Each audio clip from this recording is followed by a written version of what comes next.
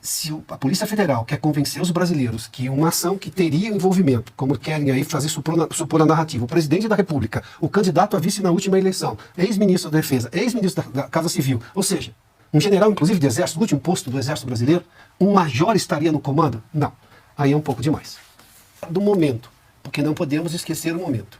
Até ontem o governo Lula era uma chacota internacional pelo papel da primeira-dama, sobretudo, na reunião do G20. E pelo descontrole dela, apesar de até algumas demonstrações de incômodo do presidente Lula com o comportamento da sua companheira, a primeira-dama.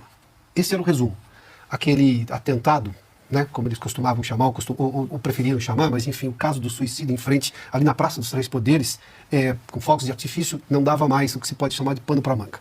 Esse é o fato. De repente, do nada, em que o governo está nas cordas por causa de uma primeira-dama sem a menor noção de ridículo, inclusive, no dia seguinte vem toda essa investigação da Polícia Federal. Aí vamos aos fatos. Investigação da Polícia Federal é, como o nome diz, uma investigação. Investigação não é sentença condenatória, é só uma investigação. Requer muito mais para se chegar a qualquer ponto. E para isso eu preciso do foro adequado para julgamento de todas essas pessoas. Eventuais julgamentos. Será no Supremo Tribunal Federal? Por quê? Em que circunstância? Vamos lá. Seguindo um pouco mais.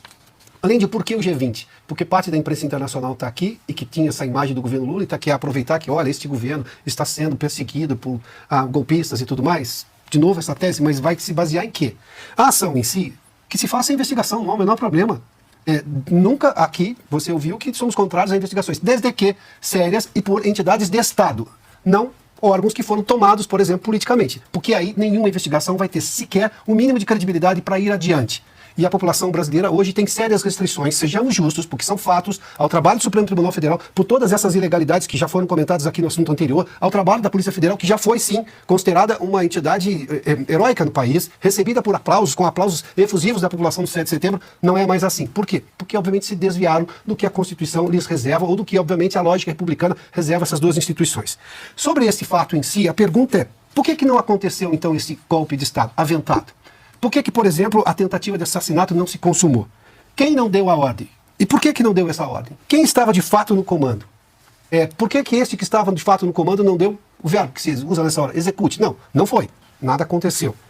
E, de novo, por que neste momento, especificamente? Ou seja, não adianta apontar decisões, conversas, enfim, se elas não foram, por exemplo, ao que se pode, a lei diz, claro, atos preparatórios não são puníveis no Brasil porque eles não são crime. Então nós temos uma série de perguntas que a Polícia Federal até o momento não responde. E vamos lá, só para concluir, Paula, houve aí o apontamento de um major como o sujeito que teria decidido abortar a operação.